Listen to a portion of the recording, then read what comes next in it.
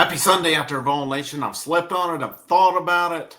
I've went through all the motions on it. This is Tennessee versus Kentucky the next day. Appreciate you guys tuning in. Appreciate all your support this week with all the baseball stuff.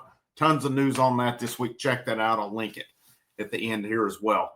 Make sure you hit that like, that share. If you have not hit that subscribe button, it is free along the way. Let's get in and sing. Tennessee 56, Kentucky 34. Last Saturday, the omen was set when the news came out Tony Vitello was in the process of accepting the managerial position with the San Francisco Giants, and then what happened in Tuscaloosa happened in Tuscaloosa. I had hoped yesterday after Josh Elander was named the head coach, which pretty much everybody was who everybody wanted. And if you saw that video when he was introduced to the players, you saw how much that meant to them as well. But I'd said on here yesterday, hopefully this is a good omen as well, and it definitely turned out to be. As the game, it was kind of what I expected last night. I expected Tennessee to give up some points. I expected them to score some points. That's exactly how it went, and it was a comfortable win. Now, is there issues? Sure there is. Let's make no mistake about that. So let's give out grades for the week on it. I've got to give the offense an A last night. I've got to give them an A. I know in the run game that they were just at 108 yards on it. 33 carries, 108 yards, 3.3 yards per carry. The thing of that is, if they get 3.3 yards, all 4 carries, that's a first down. So I will take that. I know 5 yards is normally kind of seen as the measuring stick. 4 to a lesser extent. 3.3, you're moving those sticks on it. It's a Star Thomas 10-64, 6.4 yards per carry. He was running well. He had a touchdown. Deshaun Bishop 14 for 48, 2 touchdowns. Peyton Lewis 4 for 9 and a touchdown last night. But the story of the night obviously was Joey Aguilar in the passing game. Just 20 of 26, 396, 3 touchdowns. 3 receivers over 100 yards last night. Brazel 138, Mike Matthews 107, Staley 105. Brazel and Matthews both with touchdowns. Ethan Davis, who hadn't played recently, was back last night, had a couple big catches, one of them being a touchdown as well. Thought it was a good night for the offense. They only had 1 sack, or only gave up the 1 sack on the night. I give them an A, and I think you take that and you move along with it. Defense, man. I think you got to give I'm not giving the defense an F. They got absolutely lit up last night. But Farouk, he batted the pass. He had the return for a touchdown. They had that, whatever the hell that circus play was, where there were 2 fumbles on the play, set Tennessee up for a short touchdown. Jackson. Excuse me, I'm jumping to special teams. But Edwin Spillman, 15 tackles. I think you got to like that on the night. Jaden Perlotti only had 1 tackle, but he had the forced fumble on the night. You're starting to see that. Of course, the play by Farouk was big as well. I'm going to give them a D on that. I'm going to give them a D because they're absolutely getting freaking torched. And, I mean, it doesn't matter who it is. It's the corners. It's the safeties. The passing, So I don't really know the deal here because last week against Alabama coming in, Alabama had given up, what was it, like an average of 3 sacks per game coming up. Tennessee couldn't even sniff them last week.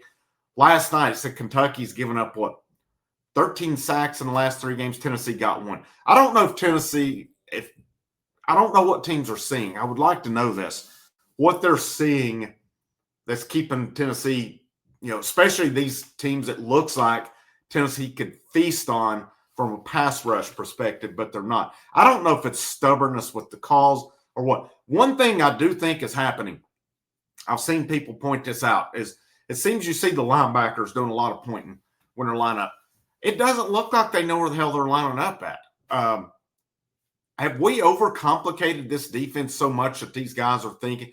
Because I can tell you right now, according to the recruiting rankings, there is a lot of talent on this defense. I think it's inexcusable what this defense has looked like this week. And I think it goes much deeper than not having Ricky Gibson nor Jermod McCoy on that. The safety play, Farouk grades out decent each week, but I just think overall the safety play has not been there. The corner play recently has not been good. The star play has not been good. There's major issues, and I think my fear is it could come back and get us and cost us the playoffs at some point. Now, you play Oklahoma this week. That's going to be an interesting game. It's in Neyland. I'm assuming it's probably going to be dark mode. It is at night. I expect that'll be a rowdy one. That's a game I fully expect Tennessee to win. But, you look down the line. I don't expect anybody left on the schedule to come in and beat Tennessee. Tennessee's defense will give Vanderbilt some trouble, but Vanderbilt will probably put some points up as well. Vanderbilt won't stop Tennessee. No, Vanderbilt is not coming into Knoxville at the end of the year to beat Tennessee. The one I've got circled, Florida. We know the house of horrors that is Gainesville, Florida. We know that one. And that's one of those I could see our defense costing us the game on that night. I think Josh Heupel at the end of this season has got to look at some decisions. You got to look at some decisions. My guess is no changes will be made or nothing like that. But again, I think the problems with the defense go much deeper than just two corners being out. And I know Arion Carter was out last night, but he's been beat up recently. To me, you simplify the defense. If they're pointing and not knowing where to line up and stuff, it's too complicated. We've seen this with defensive coordinators in the past. They overcomplicate it. Let the guys go play football. Just let them go play football. Here, put them in a base freaking zone and go play football. We don't need all this overcomplication with it. And again, I say it like I know what the calls are. I don't, but the number of busts that they're having tells me that they're not knowing where to line up. And that's seniors, that's underclassmen as well. I know there's some young guys out there. There's some seniors out there as well not lining up either. Defense, a D. Special teams on the night. Max Gilbert, 8 of 8 extra points. Jackson Ross is, since I kind of, hit on that one a couple weeks ago, he's punted really well. Pinned one inside the 20. No touchbacks last night. They had no punt returns. What do you give them? A B, an A on the night? I think that one's Peyton Lewis had a 31-yard kick return. You took care of business. You did what you needed to on special teams. I'll give them an A for the night on that one. But just looking at it too, the story of the game is, I was kind of watching it on the go. I wasn't just right in front of the TV watching the entire game. So I didn't see every little thing last night. But what was cool was every time I got to one, it seemed like a Tennessee dude was running down the field for a touchdown. And those nights are fun. And you never know what to expect with Tennessee on the road. They've had close games at Kentucky numerous times. And they've gotten out there by the skin of their teeth numerous times that we've seen. Last night was not that, nor should it have been. So hats off on taking care of business. Was there issues with the defense? Yes. Is it fixable at this point? I don't know, guys. I really don't know because, we're 8 games in. We're 3/4 of the way through the schedule. I think at this point you kind of are what you are. And,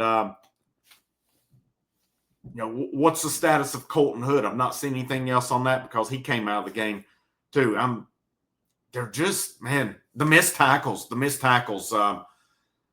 Pro Football Focus graded on the missed tackles last night. And I saw this put out there that it said that Joshua Josephs, Ty Redmond, Sidney Walton, Caleb Herring all posted tackling grades of under 35. That's bad. That's bad. And if you're not familiar with Pro Football Focus grades, I'm not going to go over the whole rubric for it here, so to speak. But like Joey Aguilar graded at 91.3 last night. Brazel 78, highest wide receiver. Star Thomas 76.7. Your highest offensive lineman, David Sanders Jr. at 66, played his most snaps last night at 51.